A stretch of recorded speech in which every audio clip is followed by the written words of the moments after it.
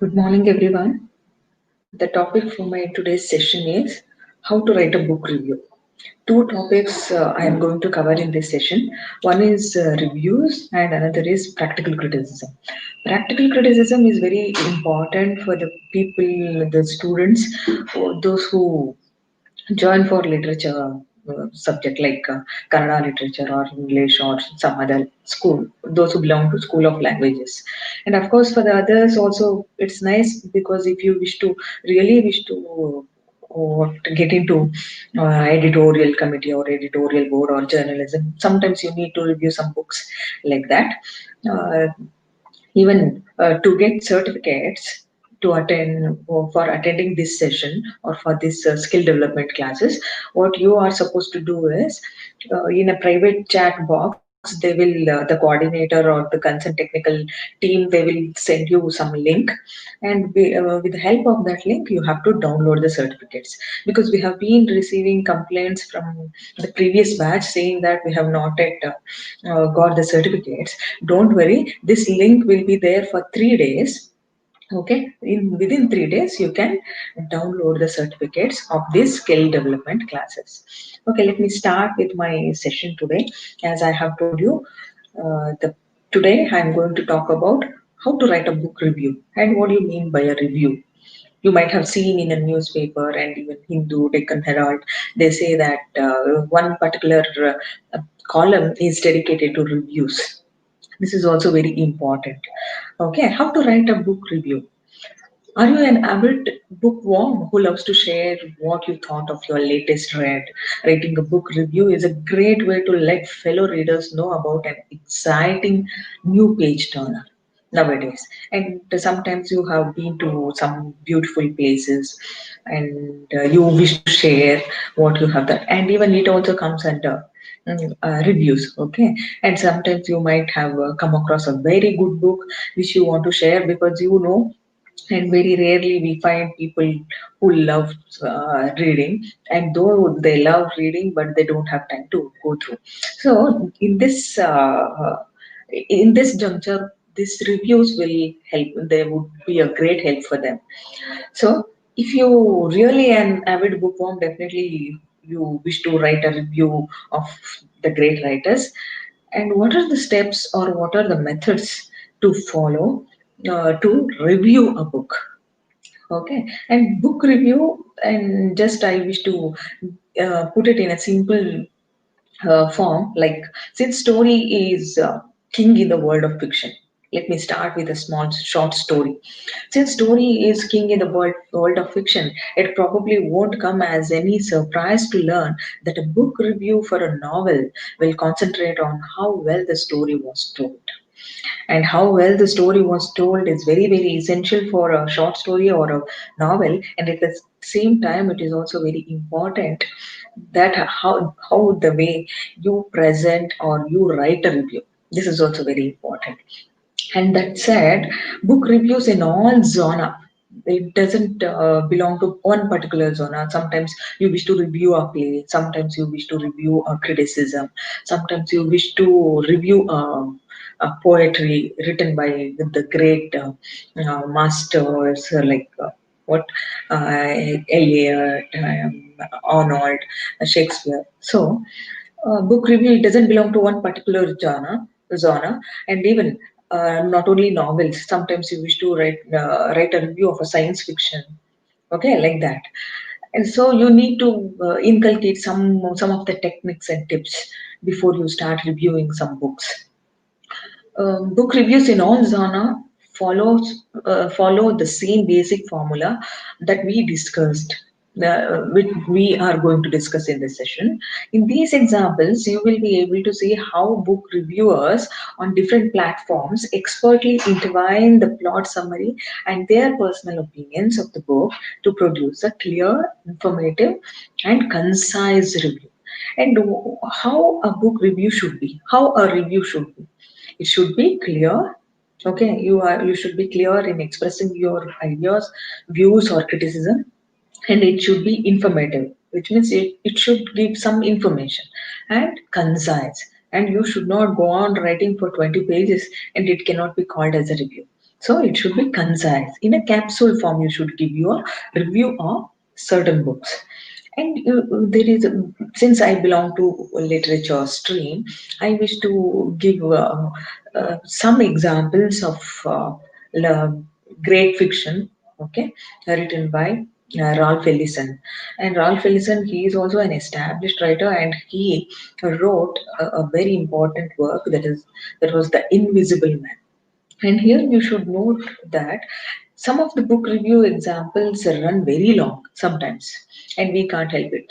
So, if a book review is truncated in this post, and we have indicated by including like the beginning, body, and the end, but we can always read the entire review if you click, if you really wish to know so many details, then definitely, if you feel interested, definitely you will read the review from the beginning till the end.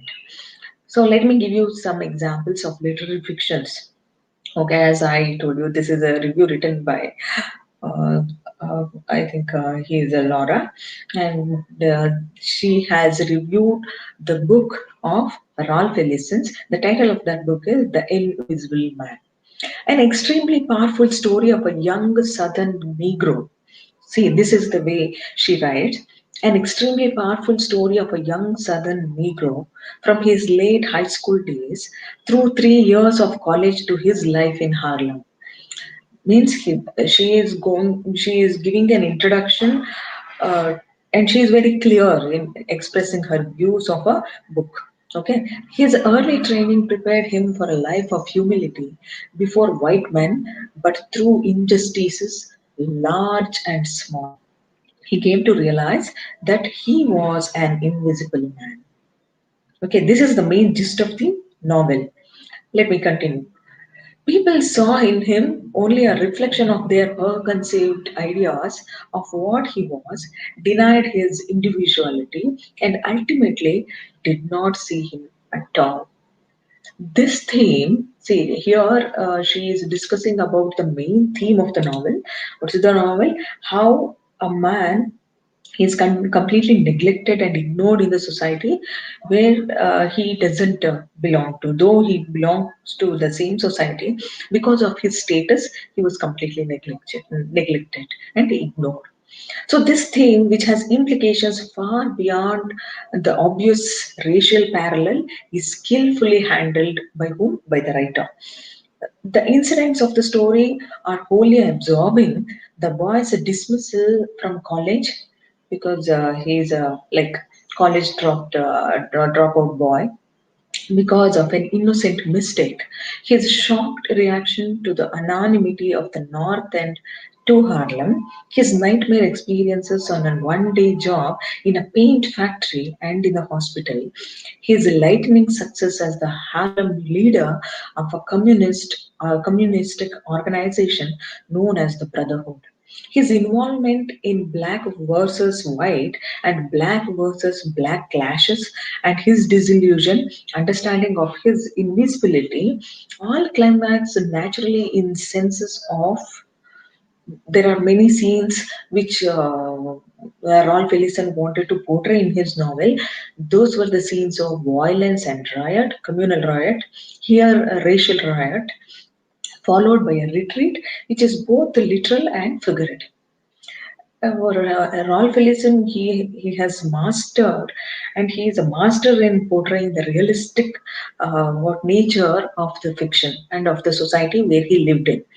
Got it. So in the same way, here the reviewer is projecting how he understood the book and the actuality, though it was a fictional detail, but he is putting it in a very informative way, in a very clear way. Hope you are all following me. Parts of this experience may have been told before, but never with such freshness, intensity, and power. So, this is Ellison's first novel, but he has complete control of his story at his time. See how around it is half of a page. This is the review. Then this is how you one should write a review of a book. And let me give you some tips to write a review. Here is a tip. If you want to make sure your writing always looks great, And if you wish to review a book, and you should have read some other reviews, and how you are supposed to write, and you should inculcate some critical as well as creative art of writing, so in order to put the attention of the audience. Got it? So if you really want to make your reviews or writing always looks great, then what you are supposed to do? So one thing, the grammar, spellings, punctuation, everything you should give or pay attention for. Okay, and there are nowadays we are living in a technology advanced world. So all types of applications you will get. Some, for example, Grammarly check and other punctuation, and all sorts of applications are available. So you can easily you can upload your document and it will do your job. But still you should learn all these things, minute things, and you cannot ignore it while reviewing a book. Then what to include in your book review? If you really wish to love templates, and here is what to include in your book review, like a hook, essential book information, basic plot summary, and your praise and critic, whether you really like that book or you don't like certain things in a book. Then your recommendation, which means what you are supposed to recommend after reading a book or after reviewing the book, like that.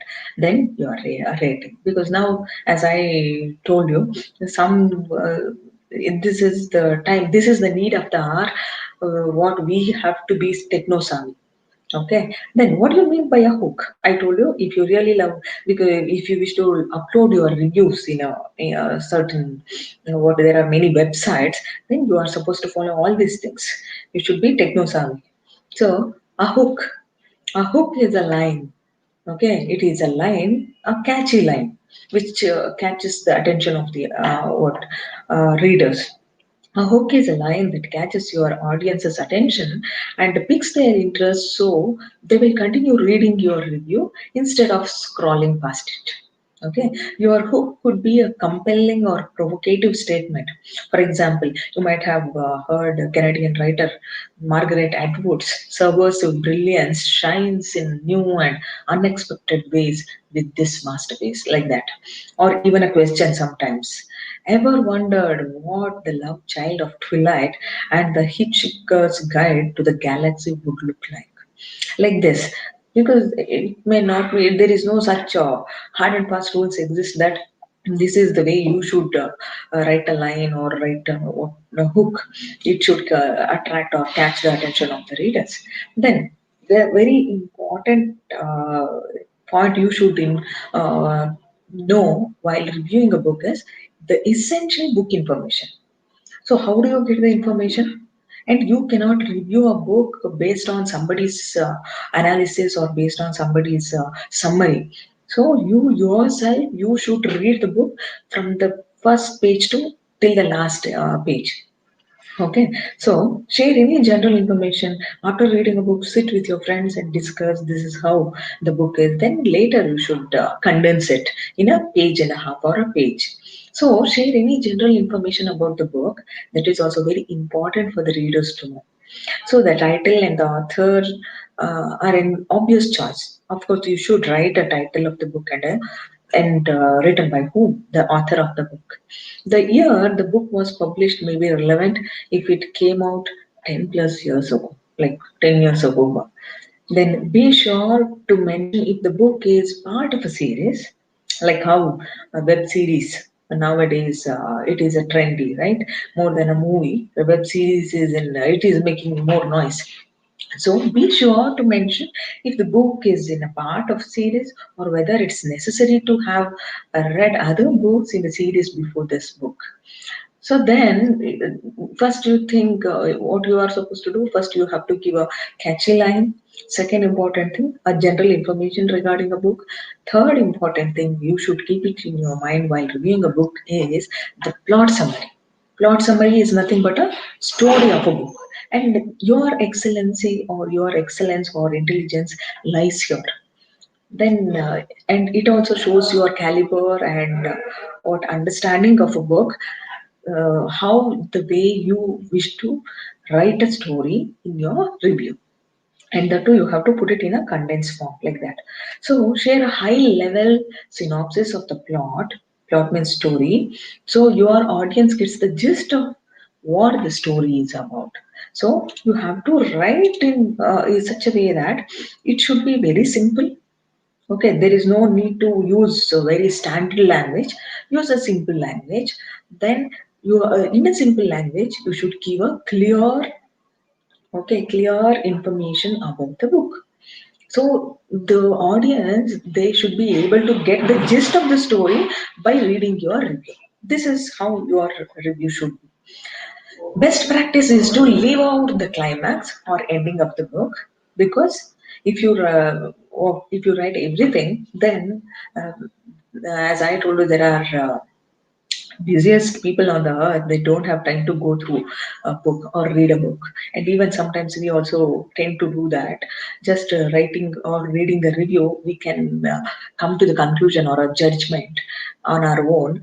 This book might be like this, or the story of this book is like this. So it is best practice is to, while reviewing, I am telling you, while reviewing a book, the best practice is to leave out the climax or ending of the book, and avoid giving away spoilers so you don't ruin the story for your own audience. Got it? It's always better to err on the side of caution and say a plot has an unexpected twist rather than revealing the villain is the protagonist's father. Okay, this is how you are supposed to write, because it's always better. You are not supposed to give that. See, even you have seen a trailer of the movies, and do you think they will give you everything? And what is the twist, or what is the ending, or what's the beginning? No, they just in a movie teaser or a trailer, they just give you what is going to happen in a movie. Like that, even review should be. So it is always better to err, and you can give a caution to the readers, or give a clue to the readers that this book have the plot of the book or the story of the book has an unexpected twist. Okay, rather than revealing the main hero's father is himself a villain, like that. You try to avoid certain details in order to make your review interesting. So your review should be like that. Your By reading your review, the readers should go and get the book and read it, like that. So if you must include a spoiler, some review sites will let you hide spoiler sentences, so your audience can choose whether they want to read it or not. So sites like as you are very well Goodreads, and there are some travel books like that.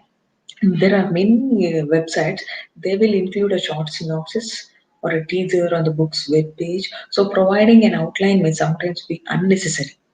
This is not very important or very necessary to give all the details. So, use your best judgment on whether sharing a synopsis will benefit your review or not, like that.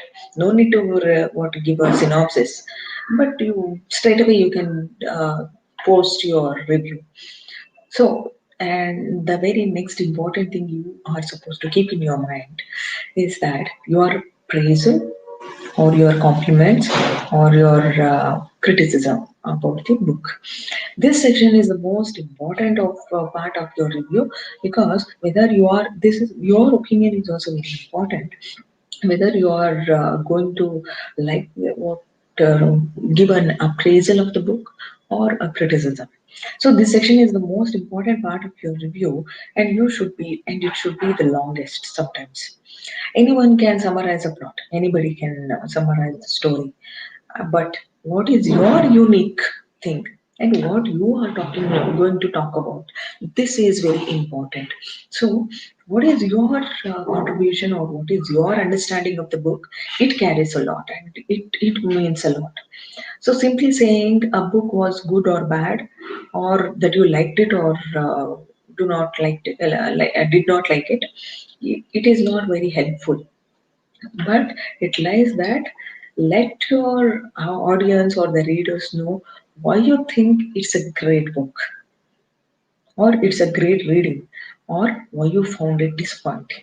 You should reason, you should come up with your own reason or with your own cause.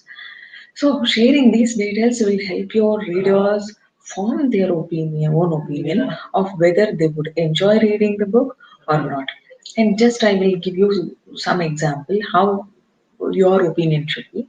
The vivid language instantly transported me into the world, but there were several huge plot holes that did not make sense. See, this is how. And sometimes, if you really like the language, or if you really like the vivid portrayal of the book, then you can write like this. But there are some loopholes in every book like that. So the one writer says the vivid language instantly transported me into the world, but there were several huge plot holes that did not make sense like that. And sometimes we have seen people saying that I personally did not care for the protagonist, whether he is a hero or a villain, but the snarky anti-hero, he got old after a while, like that. So sometimes the protagonist of the novel happens to be a villain, right? And like how most of the stories, most of the movies are making a villain as the center of their movies or center of their act, like that. So like this, you are supposed to. And some people, they come up with their own understanding of the novel or a book, saying that the writing was rough with especially awkward dialogue, but I thought the premise of the story was brilliant.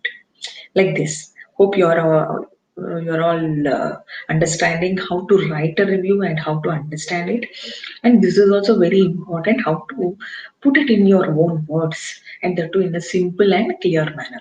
So the writing was rough with especially awkward dialogue, but I thought the premise of the story was brilliant. Like that. Then finally, what you are supposed to write, your recommendation, and what you recommend after reviewing a book or after reading a book. So, after sharing your praise and critique, let your readers know your conclusions. So, you are not supposed to write a conclusion of what the actual writer of the book or the author of the book has written, but you have to come up with your own conclusions. Conclusion means, no, the climax of the book or the ending of the book. Then, who do you think would enjoy this book? Right? And you yourself, you, if at all you are a reviewer of a book, and if you yourself are not going to write a conclusion, then who would do that job? So did you personally dislike it because of the time travel paradoxes, but think that folks who like a good space opera would have fun with it? So this is how you are supposed to write a conclusion, and that should be that sometimes it should convey a values or moral or some a good message to the readers. Okay, then is this the 16th book in a series that was starting to grow stale, and you were pleasantly surprised by some of the new characters? Like that, some in I have come across some book. There, a reviewer, he had written his own conclusion like this. This is the 16th book in a series that was starting to grow stale, and you were pleasantly surprised by some of the new characters. And then finally, your rating. And how do you rate this book? And nowadays, a rating is very important after using some app in your mobile phones or in your laptop, or right, and some even after using some shopping website, they will ask you to rate. Forget about it. And even when you go to shopping mall, they also ask you to rate. Then how about a book? Of course, it also demands you to rate. So most review sites provide a star rating system. Of course, everywhere now star rating, whether 2 stars or 4 stars or 5 stars, excellent like that. So let your audience or the readers know your rationale for choosing a particular rating. This is also very important. You cannot give them five, and at the same time, if you really wish to give them just 1 star, then you should come up with a reason. And what is the main reason for awarding a very less, just a 1 star and a 5 star like that? So if you are reviewing a book on your personal blog, sometimes you might have seen in a Facebook or a Twitter, they have reviewed. a book or a movie on their own in their personal blog. So, how you are supposed to do it, and using your own rating system, be sure to explain this as well. I told you, no, you should come up with an explanation whether you like, if you like it or not like. Then, general tips for writing a book review. What are the general tips you are supposed to keep in your mind while writing a review? So, pay attention to length of your review and make every word count. Sometimes some websites they demand, and some publications they expect your review should be within 1,000 words or 2,000 words, sometimes 600 words, like that, and sometimes more than 3,000 words. Okay, and sometimes just 500 words. So it depends upon the publications, and it depends upon the hosting what what I can say, yeah, host, the one who telecast or one who post your review in their blog. It also depends on their rules and regulations. You have to stick it on. So pay attention to length of your book review and make every word count. So lengthy, rambling reviews are confusing. Try to avoid a lengthy review. And so rambling reviews are, and try to avoid confusions and deviations in your review. And or please try to avoid a flashback technique, like this flashback technique, or yeah, stream of conscious technique. These are all meant for the authors, not for the reviewers. So your review should be simple, straight, clear, and informative, and there should be no space for confusion at all. And even your review should not be lengthy, and it should be sweet and short, like that. Lengthy rambling reviews always it leads to confusion. Okay, it lead to confusion and misunderstanding. So reviews are these kind of lengthy rambling reviews are confusing and time consuming to read. And the way, if the audience or the readers, once they open your book review, if it's quite common human tendency that if we see that there is less than what 20 lines, they wish to read it. And if it is page and a half or 2 3 pages, they don't have time to go through it. So keep all this in your mind. Your review should be short, informative, and keep your readers with you by getting to the point. And you should not always beating around the bush, not coming to the main point of the book, like that. So remember to proofread before you upload your book review, or before you send it for the some journal or a newspaper editorial committee, like that. So remember to proofread. This is also very important. Make sure your spelling and grammar punctuation are on point. A review riddled with errors is confusing to read and may not be taken seriously. And very important thing is, don't be so mean in reviewing any book. Remember that you are reviewing a book that another human poured their heart and soul into it, right? And there are so many people, they always have a vicarious pleasure. By making someone to suffer, they feel very happy, right? And there are some people, there are very veteran in criticizing others, right? And like they are always very good at preaching but not at practicing, like that. So you should not be mean. Why I am telling you this? Because it is easy to criticize others, and before you criticize somebody, and we should analyze or introspect ourselves, that interrogative self introspection, we say. So you should not be so mean to hurt the other writer who really put their heart and soul while they write that book. Oh, so you should express your honest opinion, though you don't like such person, or though you don't really like the way he writes or she writes, but you should not be so harsh at them while reviewing a book. And there are many people, of course, they are meant for that. Please try to avoid this mean mentality.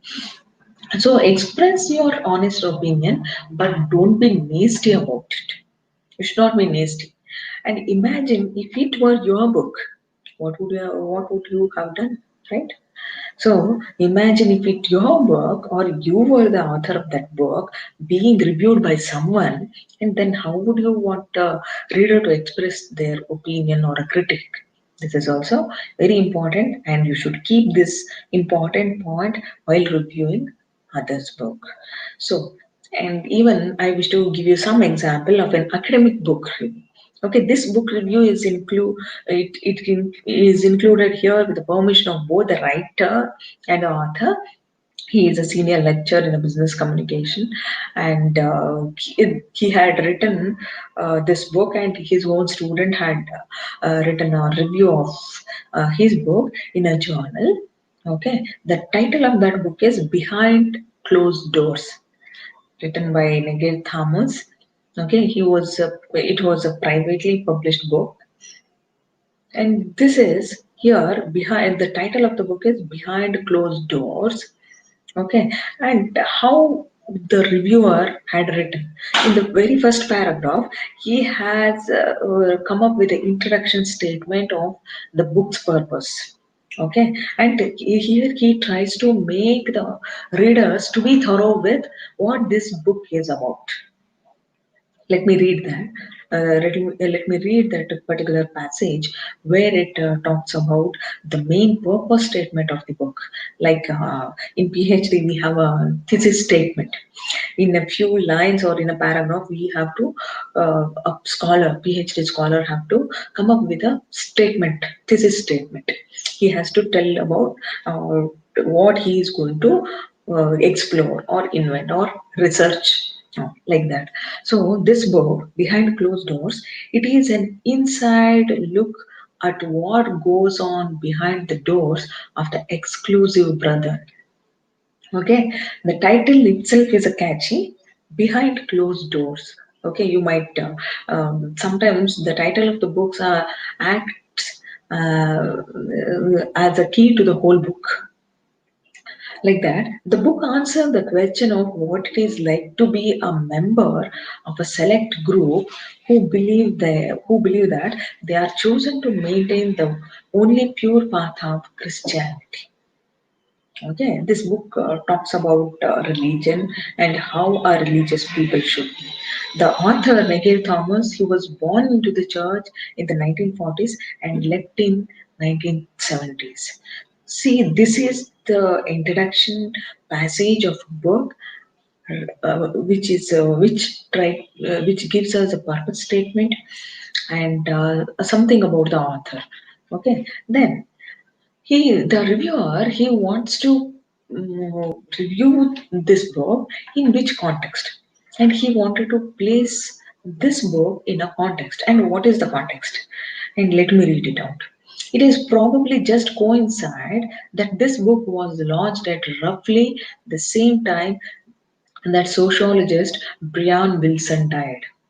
Okay, see, here the reviewer is trying to give a background where the book was written and what was the time. So this book was launched or published roughly the same time where the very established sociologist Brian Wilson died. Okay, Wilson, he is, as I told you, sociologist. He published the definitive study on the exclusion burden in 1967 and was an expert witnesses in their court cases. Wilson's conclusions were based on information the religion provided about itself, and he dismissed ex-members' accounts as suspect atrocity stories and warned courts not to give credence to their testimony. So next, the reviewer, he gives the statement about book genre, which means what kinds of genre. Genre means the various sections. As I have told you, literary fiction, scientific fiction. Okay, there are certain fiction genre in books. So here, after telling all these things, giving a brief introduction to the book, author, and the context, he wished to give a statement about book genre. So today, after outbreaks of violence in other religions, have repeatedly demonstrated that ex-members' accounts are often more accurate than academic ones. They may be more welcoming of their insights. So here he is telling us that this book falls on the genre where religions have repeatedly demonstrated the exclusion. Okay, and what is the role of a religion at that particular point of time and in that society. Then the reviewer talks about the overall evaluation of a book. As one such ex-member account, Neger Thomas' book is compelling. So this book is all about how what was happening in church in the name of Christianity, and how these members or ex-members they were behaving, and what was their role. So in order to know all these things, he says, the reviewer says that Neger Thomas' book is compelling. What is the title of the book? Behind the Closed Doors. Okay, so her style is non judgmental. She describes her experiences while acknowledging the exclusive Brethren's right to follow a religious path in which they find meaning. So he says, if you want to know what was happening in church, so you should read this book. It is really compelling. Compelling means must. You should read this book. Then he talks about a summary of the book's beginning and giving details which provide the context of author's conflict. Author, it is a female writer. Okay, this book is written by a female writer. So the book begins with Nagi's childhood. Okay, Nair's childhood. She is different from the other children with her long dresses and strict upbringing. I told you somewhat like you might have heard the Puritan style. Puritans, they were known for their religiosity and they were very strict followers of the religion, like that. So it begins with the central character of the book. And yes, she is different from the other children with her long dresses and strict upbringing. And she loves school because it is the only place that she can be her real self. And worldly things are forbidden. There are no radios because Satan rules the airwaves. Okay, like that. So, here the book tries to give a realistic picture of some particular age. So, or non-brethren books. Life revolves around the Bible, and when Negev brings friends home from school, her mother preaches to them about the end times in Revelation. Other Christians are also deemed suspect, and Negi recalls getting the strap when caught secretly attending Bible in school classes. Okay, so she only because of her upbringing made her to be very strict and always holding a Bible book and reading, and because her even at her home they were highly religious, like that. So they don't speak much except about the religious and the religious things and religion. So, a Salem like undercurrent of holy surveillance pervades the scenes. And he also says that there were no phones, no other activities other than to be religious and always holding a Bible and read it. Whenever you make yourself free, you should read like that. So that's why the central character of this book always she loves to go to school because that is the place where she can be herself. Nobody is there to what disturb her, like that. So she is somewhat like how we were quarantined at our home during pandemic, right, last year. So she is also like she is also feeling the quarantine period whenever she is at home. So a CIM like undercurrent of holy surveillance perverts the scenes, and this undercurrent surfaces in chapter 10 of this book. And this is quite lengthy review. Okay, you don't have any other choice, you have to listen to me. So, a CM like undercurrent of holy surveillance forwards the scenes, and this undercurrent surfaces in chapter 10 when the child or the central character, Negate, he is pressured into falsely admitting that she has committed fornication with her cousin. She has no idea fornication, what fornication means. Her case is taken to the Auckland Assembly, and after hearing in which she is found guilty, she is forced to confess. sobbing before 500 to 600 solemn faces. But the story has a strange twist, which I won't spoil for the reader. See, this is how the reviewer giving us a hint what is going to happen in the story, but the reviewer doesn't want to share what has happened and what was the twist. So more summary of later parts of the book has been given, showing how the author has related her own experiences to the experiences of others and to the philosophies that were commanding or dominating the religion at that particular point of time. Sometimes, as we know, though the writers does they don't want to personalize the things, but still, without coming into their conscience, they personalize the things and they just start pouring out their own personal experiences. So, in the same manner, here also what happens, the next chapter, the author herself, she starts sharing her whole personal experiences, her own experiences, through the character of the small girl, okay, in the novel, and she happens to be the central character of the novel. So in the next chapter onwards, Nagir meets her future husband Demis, and they marry in the 1960s during the church notorious no compromise era, in which the rules are very strict, very tightened. Members are not allowed to eat or drink with outsiders and cannot be part of another association such as a library. See, even to go to library was also forbidden, because if they go to library, definitely they will switch over to read some other books, because some varieties of books may attract them. So even that was the what going to library was also forbidden. Even beloved pets are deemed to be idols and are destroyed, given away, or just disappear. So there are rules for Nagir too, and she must limit her conversation to 10% of her husband's, which proves difficult as he is generally silent. First of all, she is suppressed to be silent, but her husband, when she got married, even her husband was also very less spoken, like that. So, of value is Nagir's account of the bouts of confession madness that swept through the church at this time. The priests take on the role of religious policing, spying or falling, like that, examining people's lives like forensic investigators, dragging up rumors from decades past. So members are forced to confess to sins, real and imagined, and encouraged to drink whiskey to prove they have nothing to hide.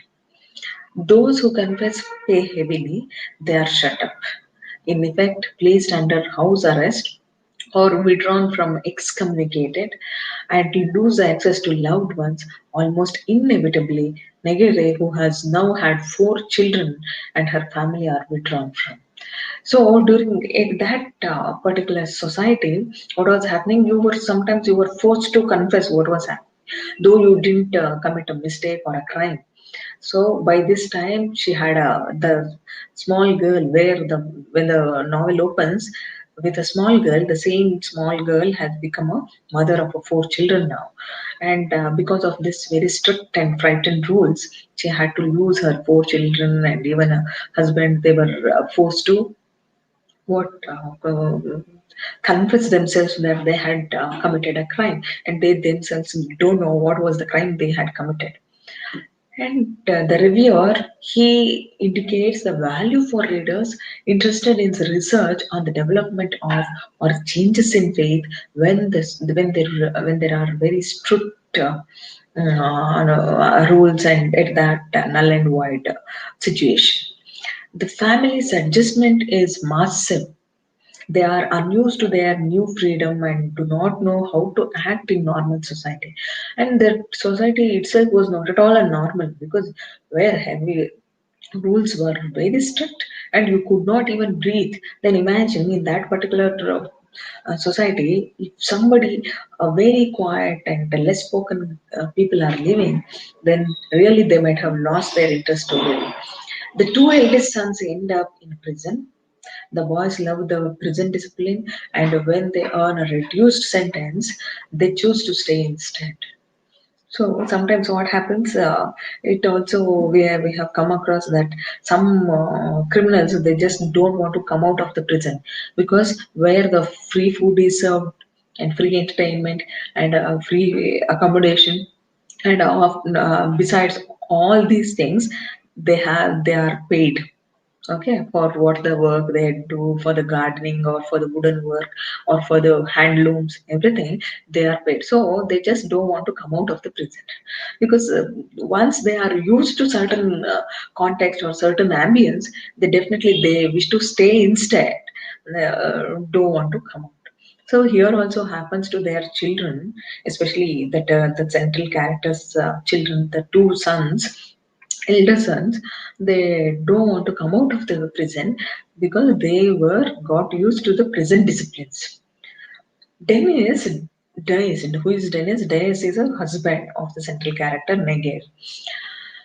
She is what she lost. She loses her husband because he dies of liver cancer, and she goes to university. Readers, especially those familiar with the fouler stages of faith, he will be interested in following Nege's shifts in faith throughout, as she ultimately finds the kingdom of heaven within herself. So further validation and restatement of overall impression and recommendation was also written by the book reviewer. Very interesting book. If you really wish to read it, please go and purchase the book and read it. And sometimes even ebooks are available behind closed doors, because in order to know what's her negates final, what conclusion or final solution, like that, whether she stick on to the same society where the society made her to lose all her family members including her husband, or she wished to go or change her faith. And finally, nevertheless, just I wish to conclude this book by reading out the ending of the book. Nevertheless, the book provides a valuable and absorbing window into a religion that is for most of us inaccessible. And of course, sometimes if you really do not wish to survive in the society or in some particular religion, and there are you are free to choose your own, right? So even the book provides a valuable and absorbing window to how to you can opt out other thing, and there are ways to survive like that. So as religious autobiographies go, behind closed doors may not have the theological complexity of Saint Augustine's Confessions or the mystical insights of Teresa of Avila's life, but there is something almost archetypal about one woman's courage to speak her own truth. Of course, this is the archetypal character where a woman, if she really shows her courage to speak out, then definitely she will be what suppressed, right? And she has to face a bad end or a tragic end. This is how a book review should be. Hope you have followed what's the book review and how you are supposed to write a book review. Then let me start with a new topic, a practical criticism. What do you mean by a practical criticism? Do you think that there is impractical criticism? There is such a uh, phrase called impractical criticism. No, no. So the term practical criticism is perhaps not the most accurate, because you might be knowing that you are all you have passed out your graduation degree exams, and at your final year, especially I'm talking about Kannada, English, and other language students, they might have faced this at the final exams. In a, I think in fifth paper, they have to write a practical criticism where they are supposed to analyze a poetry or prose or a piece of prose. And what is a practical criticism? So it is there is no such terms called impractical criticism. Other terms, there are practical criticism can also be called as close analysis or close reading of a text, like that. So this activity can be defined as criticism because based on the close analysis of a text in isolation. Got it? So Nowadays, practical criticism is considered as a very important exercise, because even if you go for if you really wish to take up civil service exams, there also you are provided with a piece of prose or a poetry. There you have to, they will with a what caption saying that make a close reading of this prose, or make a close analysis of this poetry. So this is the very important technique one should inculcate at your graduation level or post graduation level. It doesn't matter. Great, but you should have these basic skills. This is that exercise in which you are given a poem or a passage of a prose, or sometimes an extract from a play that you have not seen before. So, practical criticism always is an exercise of an unread or unseen passages or unseen poetry. You may not have come across, because they may be extracted from somewhere. So you are asked to write a close reading or close analysis, that too just not a summary but a critical analysis of a small piece or a piece of a passage, or an essay or a play or a poem. That is why this is called as a practical criticism. Hope you understood it. Then, what is a practical criticism theory? Practical criticism, it is a practical approach to literary criticism in which the text is approached in universal terms with little recourse to an elaborate apparatus of reference outside the text. And subsequently, the question is, who coined the term practical criticism? More specifically, the term is applied to an academic procedure divided by and even it was devised by the very well-known famous critic I.A. Richards at Cambridge University in the 1920s, and illustrated in his book Practical Criticism, which was published in 1929. Okay, the practical criticism, this is the term related to whom? The very well-known critic I.A. Richards. And he even wrote a book on practical criticism, and he published in 1929. So, likewise, people ask, what is the difference between practical criticism and new criticism? Okay, obviously, they pose a, they trigger, or they, if you start talking about practical criticism, you will be triggered many questions from the audience or the readers. What do you mean by, or is there any difference between practical criticism and new criticism? I.A. Richards, who developed practical criticism, would give students at Cambridge a poem with no identifying information about the author or context, and have them respond simply to what the words of the poem said. For example, if had it been a offline class, and I would have definitely given you a small poem, and I would have given you 10 minutes or 15 minutes time to go through a poem, and you have to analyze in your own way by reading that piece of poetry or piece of an essay, got it, or an extract from a play. So this was the exercise which was propagated by I.A. Richards when he was teaching at Cambridge University. And always he used to give a small poem to his students, and not revealing the writer or the context of the poem, but he used to ask his students to come up with their own analysis. Got it? And you have to analyze, understand the poem based on the words.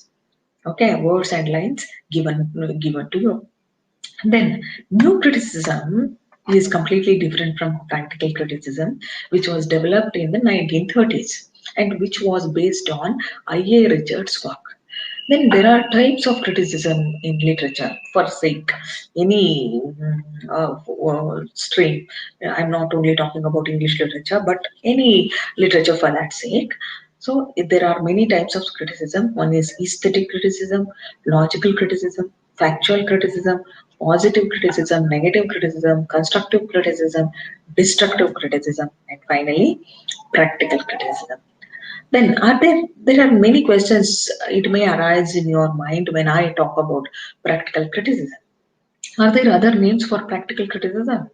Of course, I told you, no, that is close analysis, close reading, and poetry analysis, or simply the criticism paper have also become widely established, particularly in school examinations, such as some phrases attempts to describe rather more accurately the nature of exercise.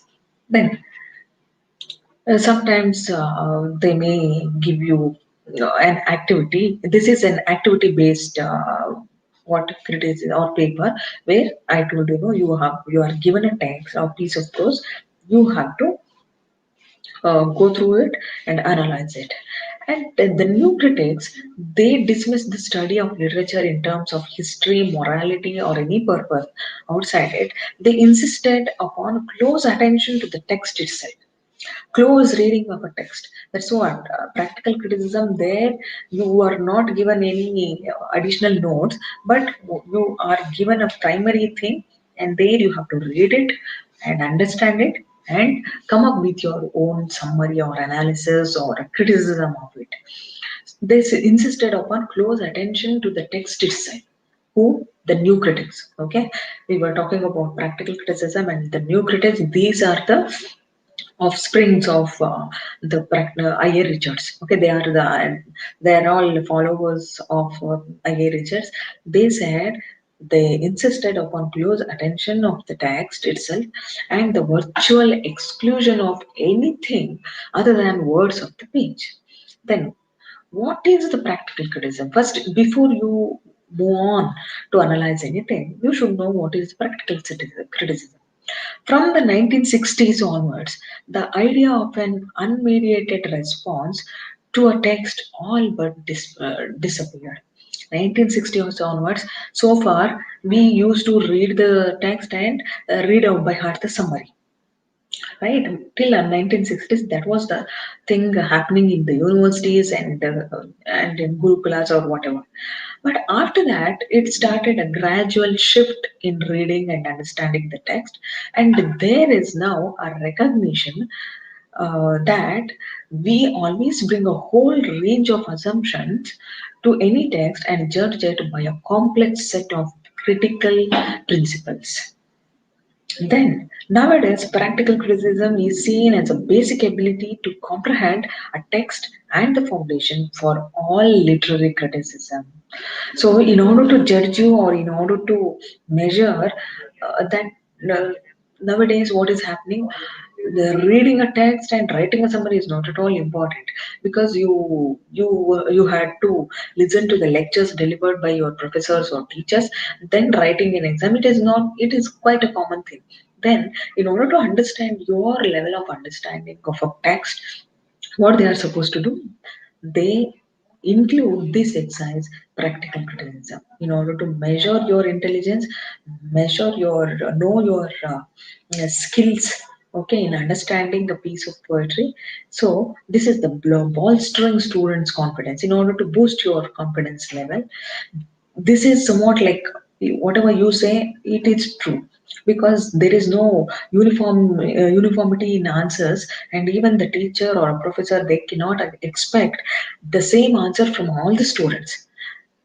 In this way, you are lucky enough because your understanding may differ from other your friends understanding of a poetry. So practical criticism is dreaded by most students. Being an academic activity, it has established rules and procedures that students need to familiarize themselves with. Got it? Then, all of us know far more about literature than we might assume. Most students are aware of the patterns and ideas that come up in literature again and again. While understanding practical criticism, you should update your knowledge of understanding and what is happening in literary field or what is happening in your scientific field. It not only applies to the literature students but also all the people, all the students who belong to different stream. And for example, MBA or income students, you should know what is happening in share market, right? And what are the measures you can take up in order to boost the economic level because it is economy is going down, and so you should be updated your knowledge day to day. like that. And all of us know far more about literature than we might assume. And literature is nothing but the people, the great writers or critics or scholars, they say everyday life can also be considered as a literature, because the every day you tend to learn new things. So demythologize the unseen text and encourage students to make use of their knowledge and skills in order to understand the text and build a response. And sometimes you may face many problems and problematic approaches in writing a review, for example, and writing a making a close reading of a prose or a text or analysis of a poem. The essay that consists of after paragraph explaining the content of the poem and then finishes with an extra paragraph about the formal qualities of the text. The essay that is over intricate in structure, devoting a paragraph to each one of the stylistic and figurative elements found in the text, you really feel some problems in analyzing it. And I will let me give you some examples of a poem, or if this is a very short poem where you are asked to write a summary or write a critical analysis. I'm not talking about a summary, of course, but critical analysis of a poem. The title of the poem is The Almond Tree. Okay, The Almond Tree. The poem goes like this. On the way to the hospital, the lights were green as peppermints. Trees of black iron broke into leaf ahead of me as if I were the lucky prince in an enchanted wood, summoning summer with my vigil, banishing winter with a nod. See how beautiful it is, and it is about how a girl, because how do you know that the speaker of this poem is a girl, or sorry, a small boy? Because he says in the middle, I think in the fifth line of the poem, you say that they say, as if I were the lucky prince in an enchanted wood. So definitely, how do you understand it? The speaker of the poem is definitely a small boy. Then how do you understand this small piece of a poem? And you should search for a central tension or a opposition or the central theme of the poem in what the speaker of the poem or right, the poet tries to say, attention that will probably make itself apparent in the opening lines. So by spotting, so spotting, one second, yeah, by spotting a tension in a poem, students will immediately be provided with a framework. Definitely, you are supposed to frame and shape your own analysis by reading a small piece of what poem like Almond Tree. And what are the theme of the poem? What do you mean by the theme of the poem or the central subject of the poem? If you don't understand by one reading, go through the poem for the second time. Definitely, you will come to know. Then, patterns of opposition like positive impressions and negative impressions, or the pleasant images or nasty images, or the harmony or lack of harmony, or pattern, what kind of pattern he has followed. For example, scheme, a rhythmatic pattern, or the order or disorder, or do you find any theme of love or death in the poem? Like that. So, in order to understand a poem, there are 6 steps. Hope you are all following me. In order to understand a poem, there are 6 steps in analyzing a poem. You should read the poem and think about it. First step. First, what you are supposed to do, you should read the poem and think about it using their own literary and world knowledge in the process. And next, what you are supposed to do, you are supposed to summarize the poem in your own words. As I have told you already, no need to make hasty decisions, like no need of hurry. Mm, no need to be hurry. Then you should take a piece of uh, paper and start writing the summary in your own words, in a simple words, and you have to summarize it first, and establishing a sense of the central opposition in the poem. Central opposition is nothing but the central subject or the theme of the poem. and setting up the controlling idea for the essay as a whole. You are supposed to write, and you, while start writing the analysis of the poem, you should keep it in mind that you are going to write an essay out of understanding this poem and summarizing in your own words. And students, especially being a literature or being any other stream, you should look more closely at the opening of the poem, trying to see how the poet brings the theme to life.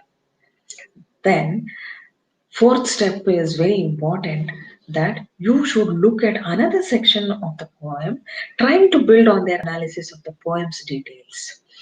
And when you are able to understand the poem and write in your own words, then you are successful. Okay, so trying to build your own analogy or analysis based on the poems. And then you should look at how the poem concludes. And finally, the sixth point, that you should sum up their sense of the poem as a whole. And this is how you should write an analysis of a poetry. Then, in order to build a response, what you are supposed to write, or as I have told you, you should build a response by being encouraged, and you should know how to examine the central theme, and you should know the diction means not a dictionary but the words. And definitely you know that poetic language is completely different from prosaic language, like even scientific language is completely different from commercial language, right? And even legal language. So you know that you are the better judges than anybody else. Once you start writing, or when you start reading any piece of literature, for perhaps you should know how to write and what are the things to be avoided, and the central theme of the poem, and how the poem begins and how it ends. And definitely it will be of great help to you to build your own analysis of a poem. So you should be encouraged yourself to build your own response, and in a paragraph steps. Okay, and summarize the poem, and you should know, while summarizing, you should know the central idea of the poem, central tension or opposition of the poem, and you should establish their own sense of the larger issue in the poem. Then you should examine how the diction and the figurative language, especially, yeah, what do you mean by the figurative language? You know the parts of speech, right? And definitely you were all at PG level. You know there is a difference between what parts of speech as well as a figure of speech. In Kannada, alankaragalu, right? Yeah, like that. So you should know in the poetry, definitely any poet for that sake, he might have used a figurative language or a flowery language. Okay, so in a simple manner, they say you should make a differentiation between what is the parts of speech they have used, and more than a parts of speech, what are the figurative language or figures of speech they have used, whether it is there is a simile or a metaphor or a personification, in order to differentiate between the prosaic language. Got it? So, while building the response, you should use certain strategies. First, you should see the poem structure, right? Then definitely this structure of the poem, it helps define the subject matter of the poem. Then you should focus on the details, but at every stage there will be a pullback or trying to add the case they are building. And at the end of the poem, each paragraph or each stanza of the poem, you should be able to add to their overall sense of the issue in the poem. Then, while building a response, you should have a cumulative approach. What do you mean by a cumulative approach? Like academic thing, okay? Curricular activity. Like what are the curricular activities or a cumulative approach you should have while reviewing this poem? You should read the poem, and you should form an initial response, right? And you should show how details are related to their initial response. Then finally, how all the details advance their overall understanding of the poem. And poetry analysis or analysis or a close reading of an essay, it doesn't mean that you are just going to summarize it or sum it up. Like, you should know you first, you should understand it, then you should start analyzing it in your critical way. Okay, and how the poem begins? The poem begins like this. No, you should add. The poem begins with the poet says that there is a golden sunrise, like that. How he is comparing sunrise to that of a golden color, like that you should start. And so students should be shown how to use the essay structure as a means of structuring and directing their thoughts. Yeah, while writing, shaping an essay. Okay, while shaping an essay out of poetry, you should know how to format it in a essay structure and means of structuring and directing their thoughts. The first paragraph should be used to get hold of the poem as a whole, in particular, establishing a sense of the central tension in the text. And after the first stanza or first paragraph in your analysis, now please keep it in your mind. Though you are analyzing a poem or a play or a text or a piece of prose, you are not supposed to follow like in a stanza wise, no. And it should be like an essay paragraph you can use. Okay, after the first paragraph, students should always combine a discussion of content with one of techniques. Then it might be sometimes logical to structure the essay according to the stanzas forming part of a poem. And at the same time, you should be encouraged to think of their essay, especially your essay, in such a way that there should not be in a fragmented pieces, and there should be a link between the first line to the next following line, and it should not be fragmented. Sometimes we have seen that there is no there is no correlativity between the first line and the second line, like that. But that's what I'm telling you. There should be coherence. Okay, coherence between lines and between paragraphs. There should be a continuity. Then the conclusion it is also very very important, where you, the readers or the students, the pull the threads together, which means at the end you are pulling the threads and keeping a knot, and you are putting a knot there, hopefully after having done justice to the complexity and interest of the poem in question. Because though if you have inculcated all these basic technical aspects, definitely you will be successful in writing a practical criticism or a critical analysis of a poem. Then let me talk about how do you write prose. Okay, how do you write a close reading of a prose or close analysis of a prose? Normally, prose practical criticism is a highly contrived academic exercise, and students have the impression that prose practical criticism does not offer the reader much to write about, and they feel that there is something odd about looking at a random extract. But we need to assume that the set passage does have some internal coherence. Example, openings of novels or chapters or sometimes passages, setting up a novel's themes or introducing its main character. In order to understand a prose passage, again here also there are 6 steps to be followed. One is prose practical criticism is practice in the skill of close reading and practice in the skill of extrapolating a larger case from close reading. It is compared to poetry analysis, it is quite easier. Okay, because it will be in a prosaic language, it is very easy for you to understand. But at the same time, you use your brain to analyze the essay, and don't take it for granted that you can write anything. But you should know where to write, what to write, and in which context you are supposed to write an analysis of a passage. The method for analyzing a poem matches closely the method for prose. So, how to understand a prose passage? Use what you are supposed to do. The students, they should look for a central argument of the passage. Once you start reading, the same thing, first you should read it, and then you should be able to understand the passage and the central idea and the structure of the passage, and what is the central tension of the passage, and it will allow you to get hold of the passage as a whole. Example, conflict between individuals and the social order. Okay, like that. And the conflict between the individuals or political scenario or a social, what I can say, religious atmosphere, like that.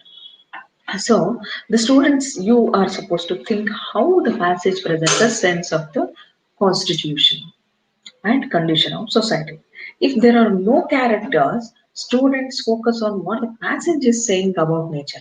See, if it is a given passage or if it is about a story, then it is easy for you to understand that there will be some characters so that you can know what is happening there. But some passages, what happens, they just about sometimes they may give you a piece of a speech made by the great leaders like Lincoln, Abraham Lincoln, Mahatma Gandhi, or Nehru, or sometimes Abdul Kalam. Like, okay, sometimes you will be given a passage from their speech and you are supposed to write.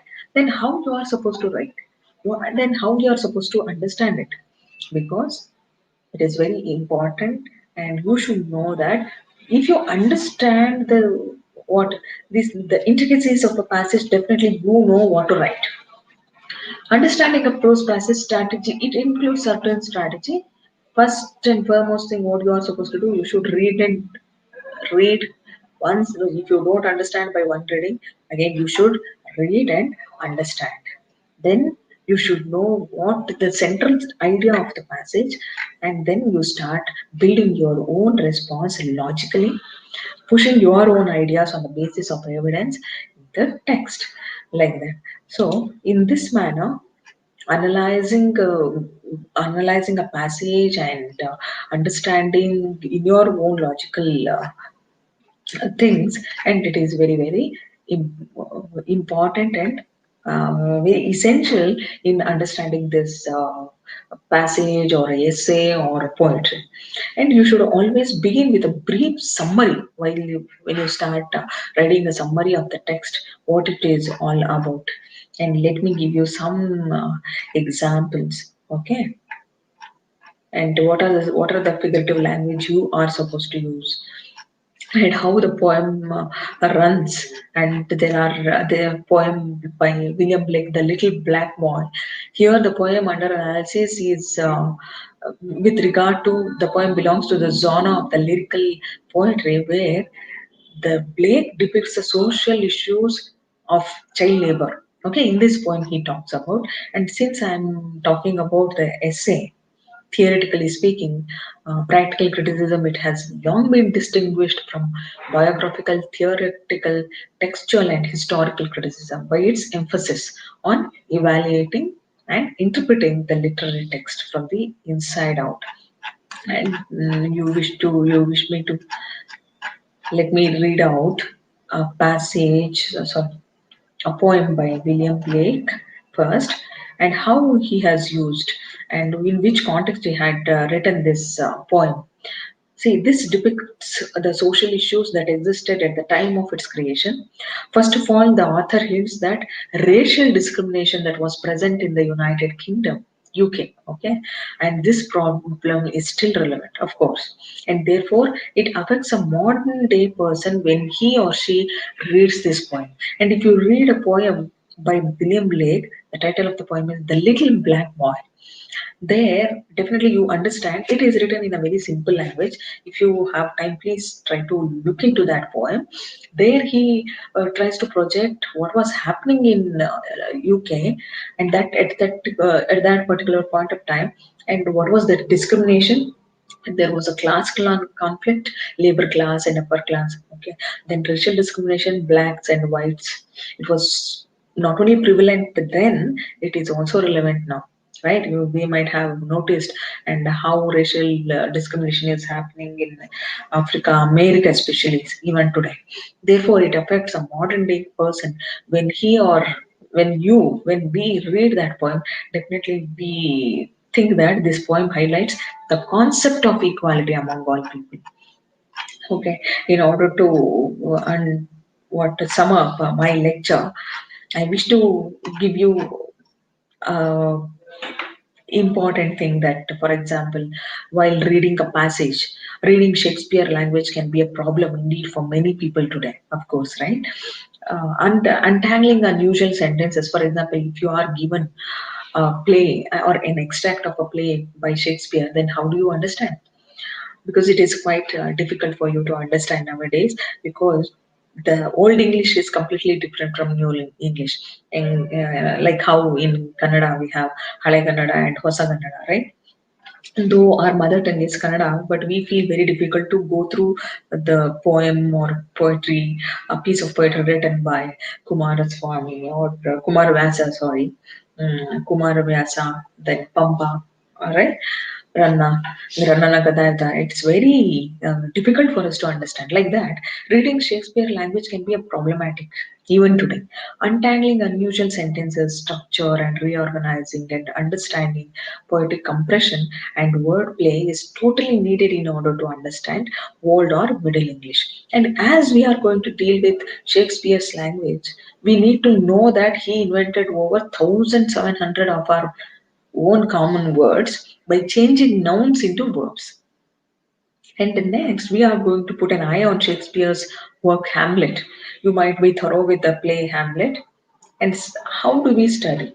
And it can be understood in the 17th century society, taking into account Shakespeare's historical moment and his characteristic language to embellish his own text. And he lived in the beginning of the 16th century.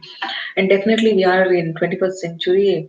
It is very difficult for us to understand the 16th century English language.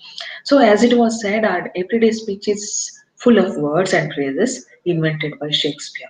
But now we have polished his own language, but still today most of the Oxford English Dictionary, most words of the Oxford English Dictionary contains the words used by Shakespeare in a more polished manner. Got it? So he was able to do that because English was changing as people is modernized it in their normal workday style or speech. Okay, and how we are changing and how our lifestyle is changing, even we are changing our language. So, as an example of this in Hamlet, we point out three examples of Shakespeare coinages among others. And English was being set free to go where writers wanted to take it in their poetry. Of course, nowadays, according to the linguist, they say there are many Englishes, not only one English, because the way we speak English is completely different from how the Israel speak English and how the Pakistani they speak English. And of course, our Asian English is completely different from what the British speak, and even American English is also completely different from the UK style of speaking. So there are many Englishes today. That's why English was being set free to go everywhere, wherever the writer wants to. Because, for example, if I wish to write poetry, and I can use my own style of English and writing, and if somebody else wants to use English in their poetry or in their play or a fiction, they use it in their own manner, in their own style. So definitely Shakespeare, he took it where he liked, or the writers, writers who know or who have a great authority over English language, and they can converse or transform their language in the way they like. So the writer, he liked playing with words in the play, especially Shakespeare, how he used to play with the words, and he is known for his word plays. For example, you might have heard that how thou, thy, okay, is used in his plays, and what does it mean? And he did not give the same skill and the same knowledge of language to a servant or to a soldier. And you might have observed the way the servants and soldiers uses English in his play is completely different from the king's language or the queen's language or the prince language or the princess language. For example, in Claudius' speech in Hamlet is rich with rhetorical figures, but it is completely different from Ronaldo and Francis, because they are all soldiers and servants the way they speak. So you should know how to enjoy the language, okay, understand language, and how Shakespeare has written way back. to 15th century, sorry, in early 16th century. And finally, uh, for example, I told the use of thou is, which means you, also had an emotional dimension. Thou commonly express special intimacy or affection. You, formality, politeness, and distance. What we call it as, and definitely there will be. Finally, continuing with Elizabethan era, Shakespeare does mention keywords that next are interpreted and put into context whichever the way we like. I hope you have understood the practical criticism and how to write essay, and finally how to write shaping essay, or shaping your own ideology, your own interpretation of essay or poetry, or how to make a close reading of essay or poetry. And ultimately it lies how you are supposed to how you are supposed to use your own skills, your own language, in order to understand what you are going to what talk about, or what you are going to find out. The important thing while you are analyzing your own understanding of poetry and prose. And so in such environment, you should know that in order to analyze all these things, please be thorough with how Dryden, famous and Ben Jonson and Dryden, they have used, and even they have contributed a lot to the history of practical criticism. And finally, theoretically speaking, practical criticism has long been distinguished from biographical, theoretical, and textual historical criticism by its own emphasis. In other words, practical criticism tends to have an educational function that exists on the cusp of the popular and academic. One of the early examples of practical criticism, just I wish to give you, is that Dryden's examination of Ben Jonson's play, The Silent Woman. Okay, early in the 17th century itself, Dryden has what criticized, make a critique of Ben Jonson play, The Silent Woman. At the end of his essay of dramatic poesy, Dryden, he make a critique of Ben Jonson's play in his essay, famous essay of dramatic poesy, which was published in 1668, and which demonstrates the dual function of most practical criticism, and clarifying the theoretical positions held by the critic, and serving as a how-to manual for readers who wish to engage in assessing literary works for themselves. Although presented as a dialogue, and Dryden's work tacitly endorses the views of one of its speakers, Neander. Okay, Neander, who advances a theory of drama supported by criteria culled from English literary practice and continental and classical sources. And finally, Dryden surrogate in the dialogue uses Johnson's The Silent Woman as a positive model, exemplifying standards of poetic practice he elucidated earlier. And 17th and 18th century, of course, I was talking about in the beginning of the 17th, early 17th century. Then even it is also followed with the 18th century